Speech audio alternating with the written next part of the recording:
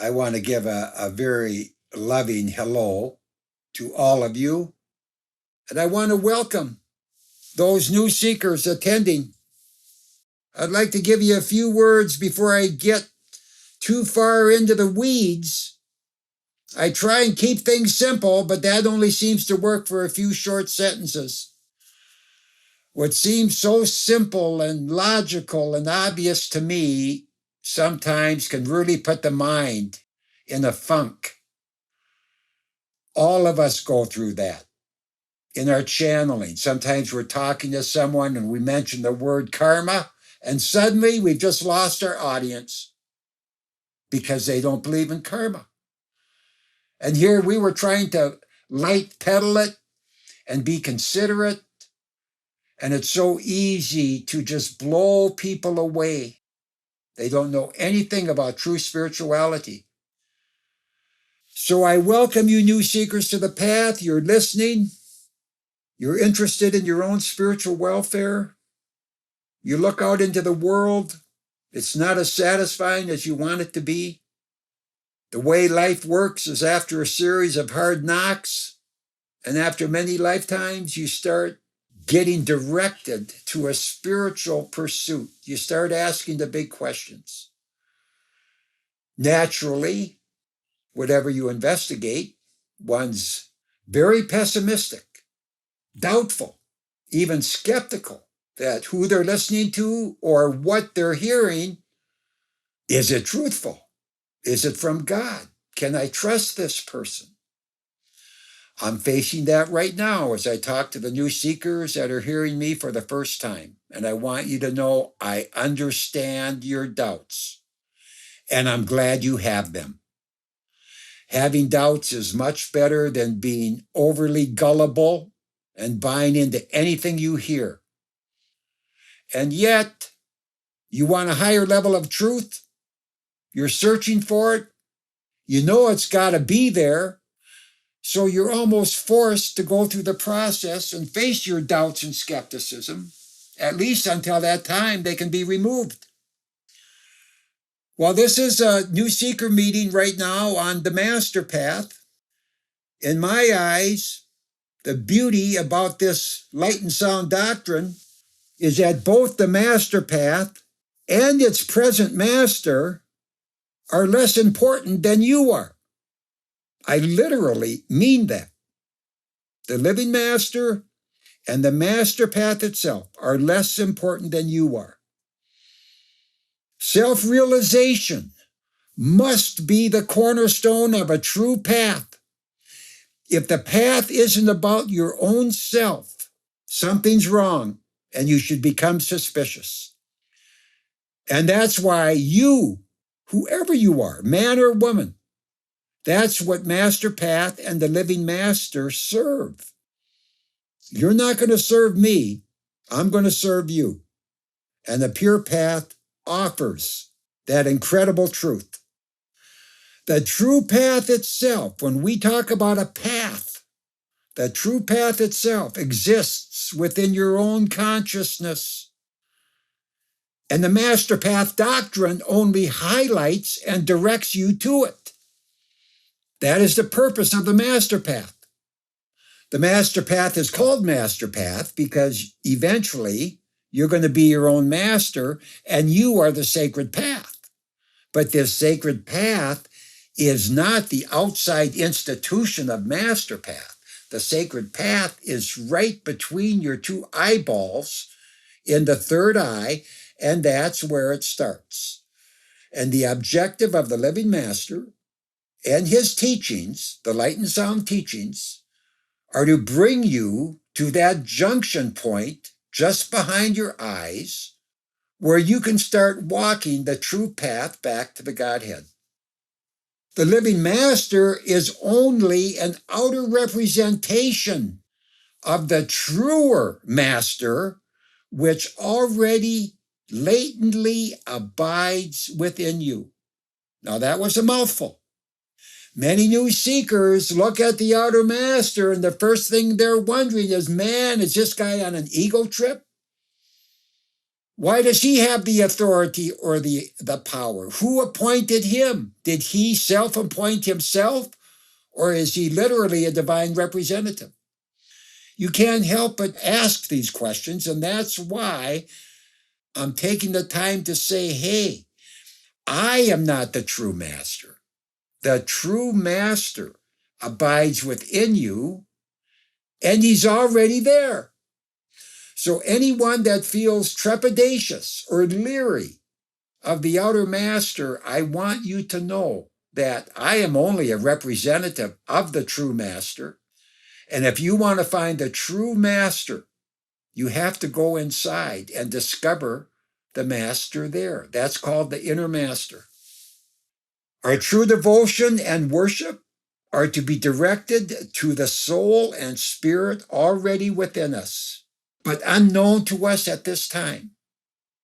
This is really important because a lot of seekers say, hey, I'm not going to worship anyone on the outside. Not the Pope, not a minister, a priest, and certainly not a living master. And I would slap you on the back and say, good job. I feel the same way. I don't want your worship.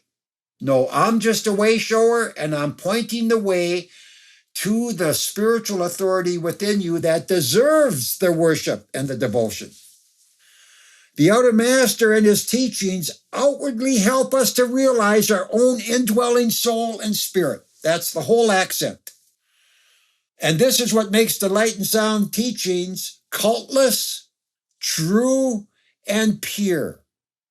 These teachings are the most direct path back to your own self and godhood, transcending all the paths of action, knowledge, yoga, and being far superior to the powers of Kundalini, prana, and the universal mind power. If you go out and investigate the paths in the world, that's what you're going to find. They're either going to be representing the Kundalini, which is very dangerous, and ceilings out in the astral plane. The prana, which is very popular, but it's ceilings out in the astral plane. And then the universal mind power, which ceilings out in the mental plane and is still highly dualistic and completely centers around the mind. Those are the three powers. And so the master path is superior in that it does not deal with Kundalini, prana, or the universal mind power, but deals with what we call the sound current. The sound current is unique and rare. And it is a spiritual power that hardly anyone knows about, and you can only come in touch with it once you've been initiated by a true living master that represents it. Every saint that has visited our globe has been a promoter of the sound current, but it's been highly demolished and diminished and watered down and diluted. And it's been called something else. By the time the students of any saint gets done with their teachings, you can't even recognize them anymore. And this is why one of the requirements of walking the light and sound path is you have to have a living master. A living master is going to give you the ins and outs about the teachings and not let anything from the past, which may have been translated incorrectly or edited improperly, be fed to you incorrectly. This is the problem.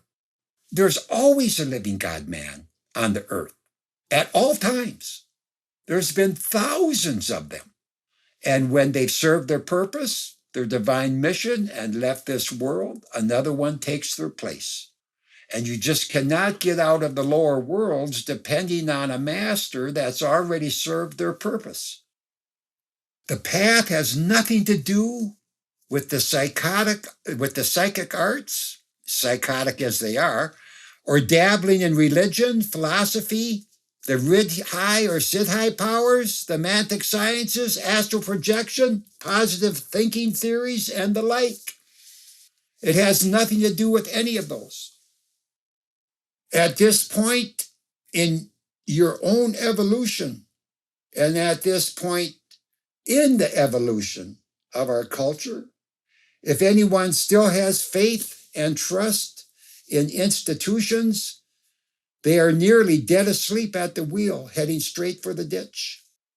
What I mean by that is nearly every sacred institution has been exposed for the fraud that they are, whether referring to government, higher education, marriage, family, or the religions that dot the globe. Nothing can no longer be trusted. Nothing is sacred. Ideals are no longer ideals. All that remains is oneself, and we don't even trust our own person. Our own mind and emotions have led us down dark alleys from which we are still attempting to escape. The seeker naturally inquires, who can I trust?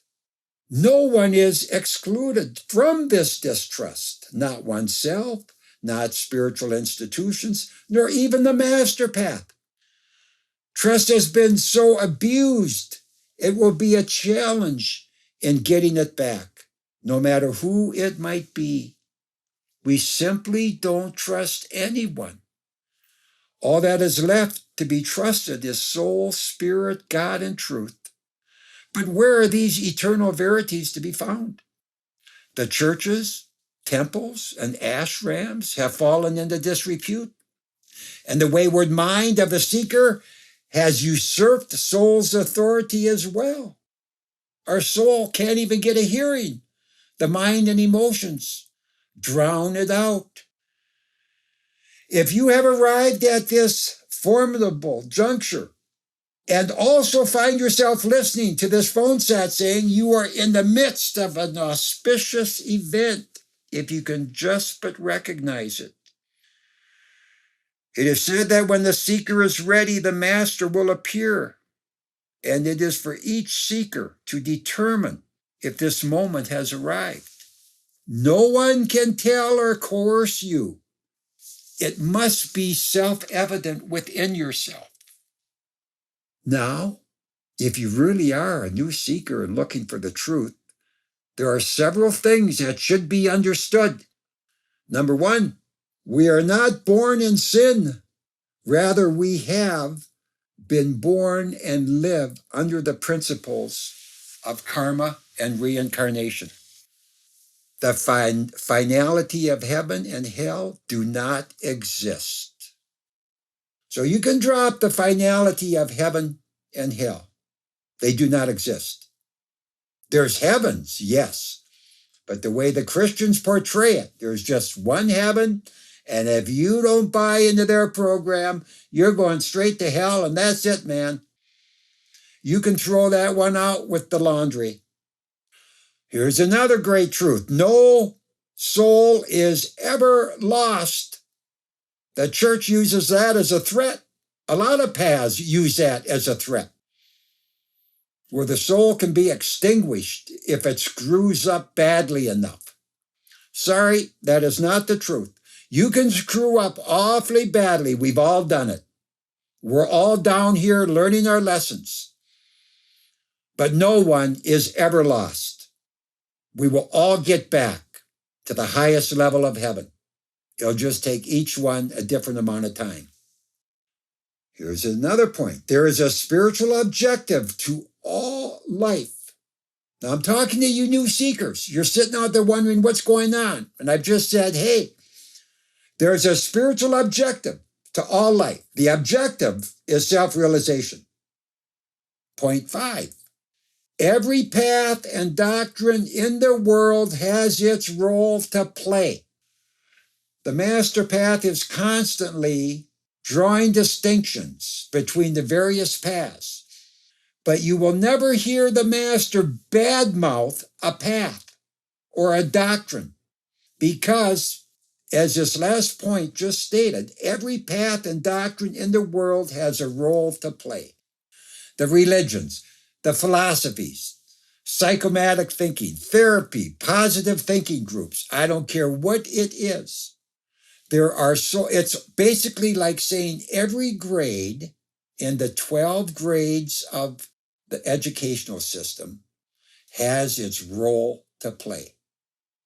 There are grades higher than other grades, yes, indeed, but you can't denigrate or criticize any teaching because there's souls at that level that are actually extracting benefit from it. Okay, point 6. And these points are for the new seekers. I'm trying to give you a bird's eye view of the master path without getting too deep into the weeds. Point 6, soul takes form ranging from the atom to the greatest solar system known. Every atom is a soul that eventually will make its way through the mineral, plant, reptile, animal, into human form, go through all human form, and then start their spiritual evolution until they can get back to the heavenly realms. So all life is a divine expression. It's not just humans that are sacred, all life. To realize this innate divinity is the purpose of life. Our soul is immortal, eternal, and a divine being.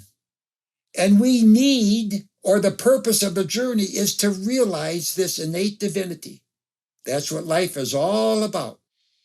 Everyone, every atom, every being, every living thing is marching towards self and God realization. You ask how long it takes? You wouldn't believe me if I told you. But nevertheless, everyone has been programmed to get back to the heavenly realms, and you start out at that stage and you build through life, through every species, every level, every state of consciousness, until you realize your own inner divinity. Point 9, only the soul can experience truth, consciousness, and bliss. Your mind can't experience it. Now that's a mouthful statement. The mind is so arrogant, it feels it can understand truth and it can find truth. It's not true. The mind can't even find its own consciousness, which is the soul. And the mind can experience bliss. It can experience relative happiness. It can experience the pleasure principle, but bliss and bhakti and ecstasy are the rights of the soul and belong in the spiritual field of endeavor. Our mind is left with illusion, the sensory intellectual consciousness, and the pleasure principle. Our soul gets truth, consciousness, and bliss. That's the big comparison and the big difference. Okay, here's another point. Everyone is exactly where they are supposed to be. In our world, the law of karma guarantees equality. No one can hurt or affect you except yourself. Now, the world really doesn't believe in karma, and so they're trying to, through governmental policies, trying to produce equality for everyone, and it really is hilarious because the law of karma has already taken care of that. No one is in a position where they're not supposed to be. No one. Whether you're a man or a woman, no matter what race you are, no matter what nationality you are, your living conditions, your parents, your ailments, your strengths and abilities, it's all based on karma. There is good karma and there's bad karma, and each one's life is a balance of both. The goal of life is to transcend all karma, put an end to reincarnation, and to realize both soul and God within one. God, spirit, soul, and the negative forces all exist within you, just above the eyes. As a result, all matter, energy, space, and time are outer illusions. To the seekers there listening to this, your eyes might have popped out of your head, but see, this is the great truth that you will come to understand. We are taught that God is outside of us, that heaven's up in the sky, that hell's somewhere down in the earth someplace, that truth is separate from us, and we go on a ever-ending search to find it. All of you seekers listening right now, All those eternal truths are inside of you. Soul's inside of you, spirit, God, and truth. No one escapes this world until they have taken the divine journey leading to emancipation, liberation, and salvation. The idea that you can go into a church and get saved in 5 or 10 minutes is laughable. Many of the masses buy it because they're not going to go any higher than that, and they need the reassurance that they're safe. But no way have they experienced salvation. You have to earn your liberation and salvation. It is not given to you freely. And of course, this doctrine that I am speaking about was not created by man. It was not created by me. It was etched in the heart before it even came down into these lower worlds. This is the one path that the divine created. It's completely separate from all others. Now here's the dilemma. If the seeker searches for God, they find only the negative force. If the seeker searches for spirit, they find only the universal mind power, prana, or kundalini. If the seeker searches for truth, only illusion and maya are discovered. And if the seeker desperately searches for their own soul, only the dualistic mind is revealed. That's the dilemma all seekers face. How do you get around that? You find the living master. A saint will openly inform you that without his divine help, soul, spirit, God, and truth remain forever hidden. You don't have to fully believe him, but you should be spiritually curious as to why he would make a statement such as this. The living saints are the only divine spokesman for the living God. No one else can represent the Lord God. A saint must be living in order to truthfully reveal God's plan of redemption for the soul.